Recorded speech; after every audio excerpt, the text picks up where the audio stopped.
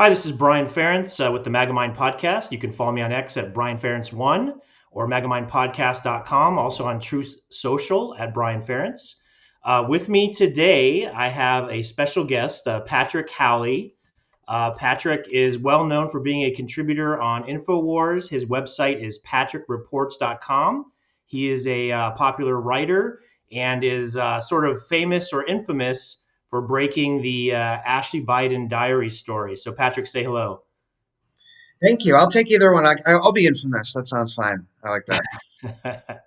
Well, good. And, Patrick, I appreciate you being on the show. We definitely want to talk a little bit about the Ashley Biden diary story and also what appears to be, the partial withholding or cover up of it. So, you're welcome to give like a brief intro into some of your work if you want first, and then let's launch into that story. Yeah, sure. So you can get in touch with me at patrickreports.com. I've been a citizen journalist for 14 years. For most of my career, I worked for Tucker Carlson at the Daily Caller when we were, building that in the early years of the Daily Caller and whatnot. And now my articles are on Infowars.com these days. And they're wonderful, by the way, in terms of not censoring. And it was actually on the Alex Jones show that I really broke the Ashley Biden diary big back in October of 2000. At the time, me and Tom Tappert, we were running a news organization in the Midwest called National File, which certainly had its moment and had a lot of big stories. And we were on-air contributors on InfoWars, and we were trying to start a new investigative news service that could rival something like Reuters or something like the Real Wire kind of stuff like Bloomberg and whatnot, and which is pretty tough to do. But they came at us with lawfare and everything like this. And at the time, though, we had some major sources, and I still do. And we broke it very big in October of 2000. And people remember it very well. It was actually a big, very massive story at that time in the last days of the election. Many millions and millions of interactions. In the article, you had Lynn Wood, who was on Trump's legal team, sharing it, and all kinds of big people sharing it. So it was a very big story. And then, as time went on, then it took on this life of its own. But what I've always said is that what this story is really about is what Joe Biden was doing with his daughter in the shower. And beyond that, so there have been so many process pieces and whatnot, the New York Times and whatnot. But, the story is about what Joe Biden was doing with his daughter, in addition to all the other stuff that Ashley Biden had to experience that, led her down a road of addiction. And, all of his kids became, damaged people in some way. I think that Ashley Biden wrote the diary in a very sympathetic voice, as a victim. And I didn't change it at all. So it's not like Patrick was editorializing on the thing and, I just put it out and it was her words, and I think that's why it was so powerful because it actually was well written and very moving, I thought. Mhm.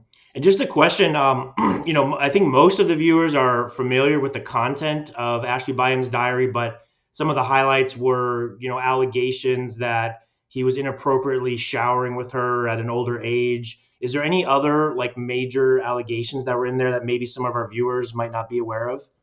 Oh, sure, many. I mean, the probably not appropriate showers is a huge takeaway, but it just ties into everything else. The drug addiction, the feeling of alienation in her family. I mean, you can go read her words, and obviously the problems with Hunter, and then obviously when you had the Hunter Biden laptop out at the same time, thanks to Jack Maxey and Marco Polo. By the way, my friend Garrett Ziegler did a great job compiling all of the criminality that was in there, and he gave me credit too for the Ashley Biden diary. So, when you had that out there, and then you see what Hunter was doing, I mean, just the financial criminal stuff alone, with the, being involved with the biolabs in Ukraine through a Ghislaine Maxwell associate, doing business in China with the 10% for the big guy, or whatever it was. The big guy was getting a whole lot of percent. He was getting a big cut on Right. all of these. So. Gee, I mean, that was a nightmare. That was 4 years of nightmare for this country, really. And I broke that Ashley Biden diary story at the end of an era as Trump was being forced out of office. Of course, we all sort of had our lives destroyed. I didn't suffer as badly as some of the folks who went to the gulag for January 6th. But in the long run, we have made a comeback. And the reason why we've made a comeback is our boy Donald Trump is just resilient and just a total alpha male. And I love that he has a big ego because he just can't lose. He can't lose, and Right. he has to keep going. And it's so great. They shot him in the ear, and he's just like this hero now. I mean, the greatest president of all time. So it's fun to be in Washington D.C. during the Trump administration, and he's doing great work. Well, thank you. Yeah, thank you for sharing that. Let's get into a little bit about, the cover up of releasing the I think it was the Ashley Biden video where she actually says, yes, this is real. This is my actual diary. Do you want to talk a little bit about that? Yeah, so when I was breaking this story, I wanted to have as much backup as possible because I could tell that I was going to get a lot of arrows for this being in the arena on this one. And Project Veritas was in possession of a tape of Ashley Biden confirming that the diary was hers. I knew this. I pleaded with Project Veritas in order to release it in order to help me. I got some people who I won't name on the phone, and we really really tried, and they refused to do it. And it took years of pressure. I want to thank Stu Peters actually because he helped me to pressure them when they were on the show to finally release it. And when it was finally released, I was totally vindicated. That's when you saw, I think that was the time when you saw Snopes and everything change. All the ratings on all the official fact checkers changed to it's true. And it was true all along, of course. So. Well, and what can you share about maybe any of the players or the reasons why it wasn't shared at the time? I mean, I know there was some controversy between James O'Keefe and Project Veritas as they had some disagreements. They eventually parted ways.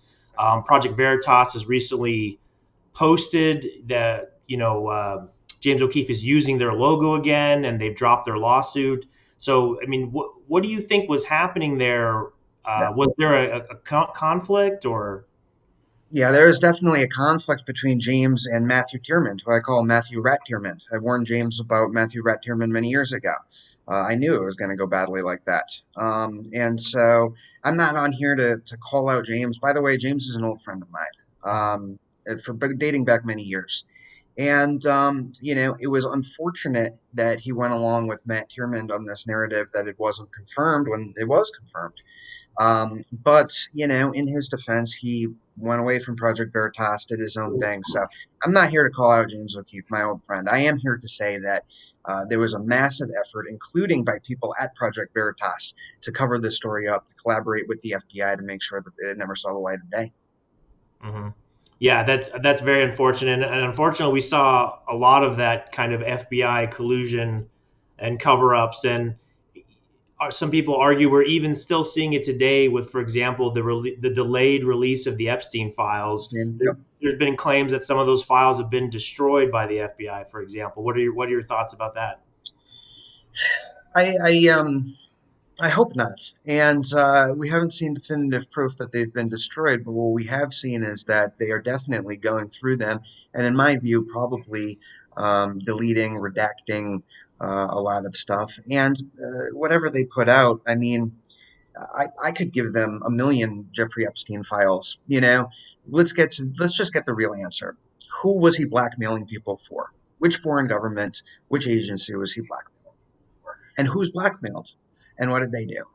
All right, just put it out. Just put it out. Julian Assange, they persecuted him. He would have just put it out. See, this is what I did with the Ashley Biden diary. This is real credibility in journalism. Release.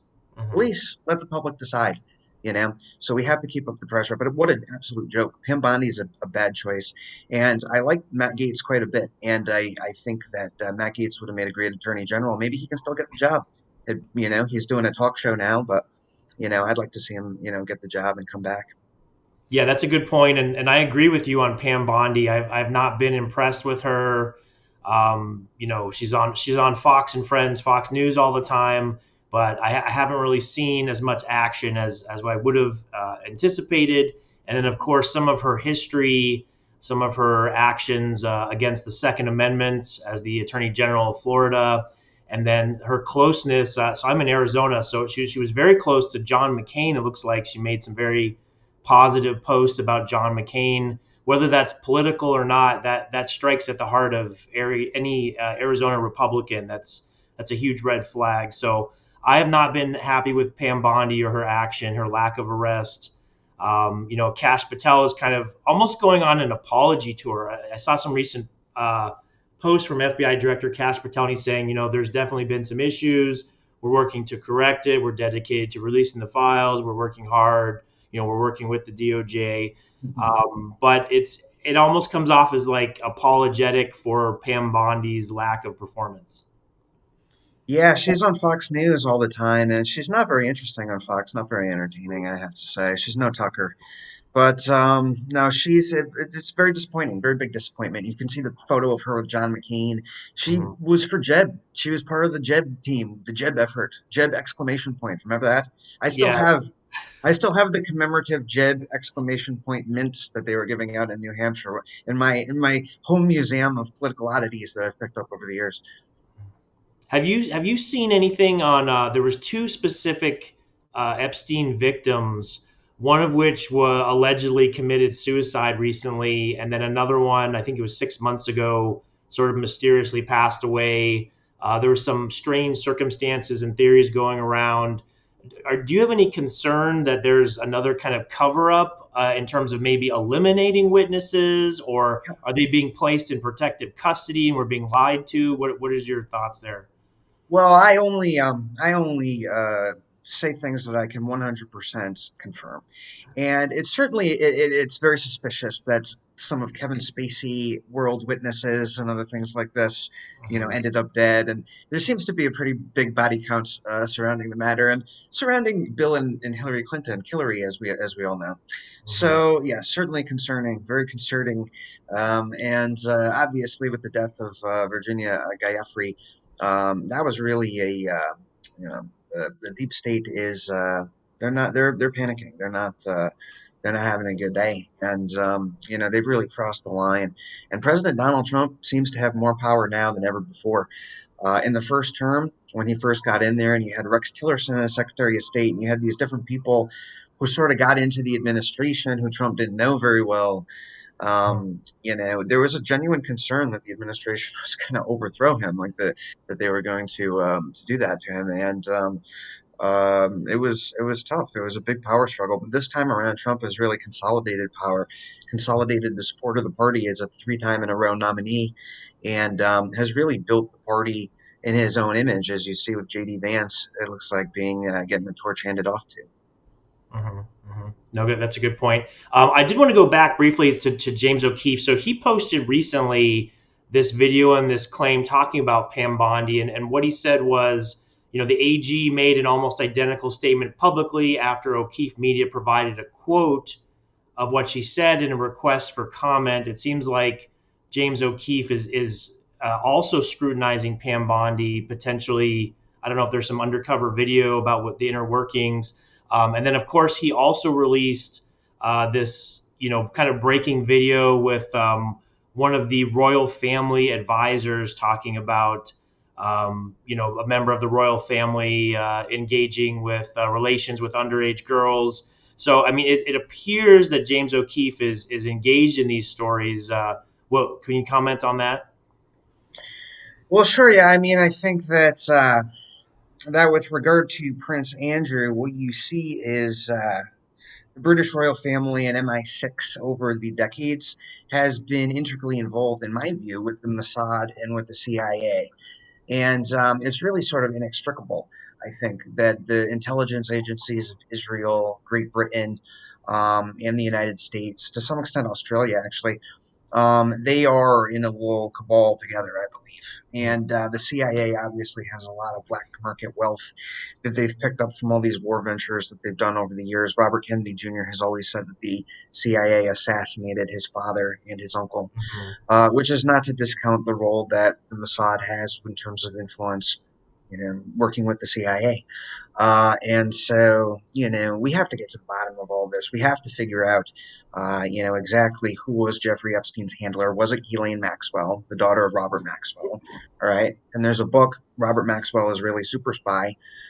It's actually a very, very good book. He was a British media magnate who was, acting as an Israeli spy. And then, Ghislaine Maxwell's his daughter. How does Ghislaine Maxwell hang out with Kevin Spacey? What's going on here? How do these people all know each other, right? Like, we got to get to the bottom of all this. And I think if we do, then we can potentially, free our country by bringing down a lot of these folks that were involved in these blackmail operations. And I think they're making Diddy the fall guy. I don't, in a million years, believe that Diddy just, made it on his own hustling. He was hustling and made it to the top of this criminal empire and was running everything. I think that he had handlers, and they're trying to make him the fall guy Well, now. that's a For good some, point. That's a good point too. We'll come back to Diddy in 1 second, but I want to go back to what you mentioned.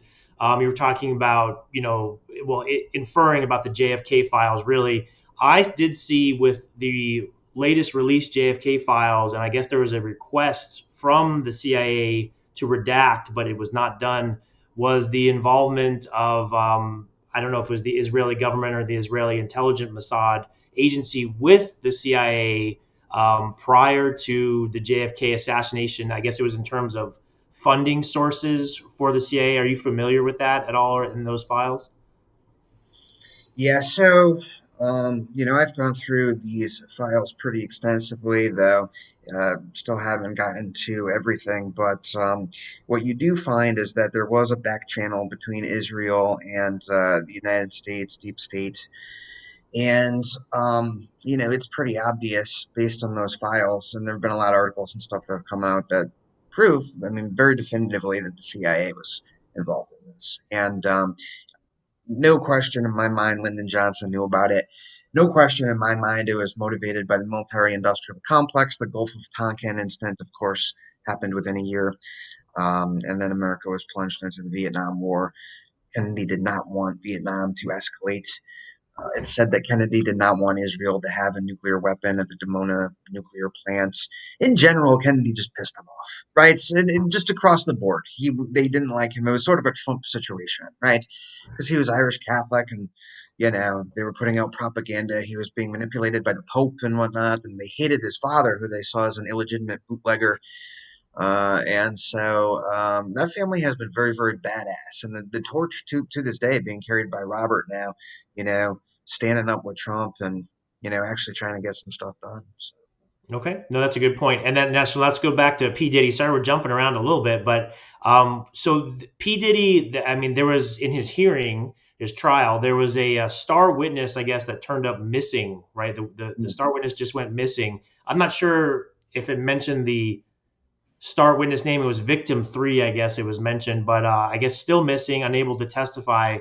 I mean, what are your thoughts on that? Is that it's almost a pattern of these elite where the star witnesses typically turn up missing, the victims end up, suicided, or they disappear. What are your thoughts with P. Diddy since you mentioned that? Yeah, man, it's weird to think about the culture just in general. I mean, this guy was Puff Daddy from the East Coast, and I guess the West Coast won. Tupac's finally getting his revenge now, Mm. so I guess the West Coast came out on top. But yeah, no, it's weird because like Jennifer Lopez was dating Diddy, and she, when I was a kid, was like a major celebrity dating Ben Affleck, who got where he is through Harvey Weinstein, and they acted like, oh, Good Will Hunting, they won the Academy Award for Best Original Screenplay. First of all, even if they did write it, it was terrible. The movie was terrible. It was, the low IQ kid, the the kid from Boston, the working class kid, actually has a high IQ. He can do math. Wow, fascinating. What a fantasy. Hollywood, that's so great. The depiction of Boston was just so over the top and ridiculous. Hey, Sully, hey, let's drink in the street. Good God, or Hollywood. But all of our culture was just so bad and subversive, like our whole Mhm. lives. And I think people are finally realizing that and waking up from it. Hmm. Okay, that's a good comment. I did want to talk also. You mentioned the Pope. So I'm a Roman Catholic, and I was very critical of Pope Francis. He was a globalist, a socialist. Really had some bad, non-conservative kind of policies and approaches. The new Pope, Pope Leo the 15th, I believe, is the name that he took. There's a lot of discussion on, will he actually be a lot more conservative? Of course, he's the first U.S. Pope. There was a Pope from, I think, South America before, but this is the first North American U.S. Pope. And what are your thoughts about Pope Leo? Yeah, I'm a Catholic as well, but I didn't like Pope Francis, and at a certain point, the Vatican. No offense to anyone, but they had all those banking scandals. You remember the Godfather Part 3 era when the popes were dying and stuff like this. They've had a lot of problems over the years, and this Francis person was just awful. Like I don't need to listen to. A lot of it has to do with pushing mass migration, pushing the mass immigration agenda, and so it looks like this current Pope Leo, he weighed in on George Floyd. He was all about stopping racism and whatnot. So it's pretty obvious that the media wants him to be the little woke Pope to go against Trump. And Mhm. even the Pope is horrified by Trump's latest comments, that sort of thing. And Right. I mean, I can see it, and I don't want to offend people. I am a Catholic, but I mean, I can see their plays, and you know, I don't know if the Vatican really necessarily. You can be a Catholic without supporting the Pope, I guess, if he's a left winger. I mean, right? What am I gonna do if he's against my values? Yeah, there's some discussion that I guess his brother is a Donald Trump supporter, Yeah, and people are a little bit optimistic. I've been talking with my parents a little bit, and they say, let's see how he does first. Let's give him a chance. And I think there is some optimism and some hope that he'll be maybe less of a globalist, or at least act more in America's interest. And allegedly he's not a big supporter of transgenderism, so we'll yeah. see. All right, very good. I do want to show. I have a banner here. I will show your patrickreports.com again. But will you share with us? Is there anything that you're working on now? Any stories that you're getting ready to break, or anything that you're particularly interested that you want to share? Yeah, so you can find my stuff at patrickreports.com. It goes up on infowars.com. I've been pretty focused on trying to root out the DEI programs that still exist in the government that Trump is actually doing a very good job getting rid of, to give people a chance, so not everything is just like anti-white racial discrimination and every hiring in our country.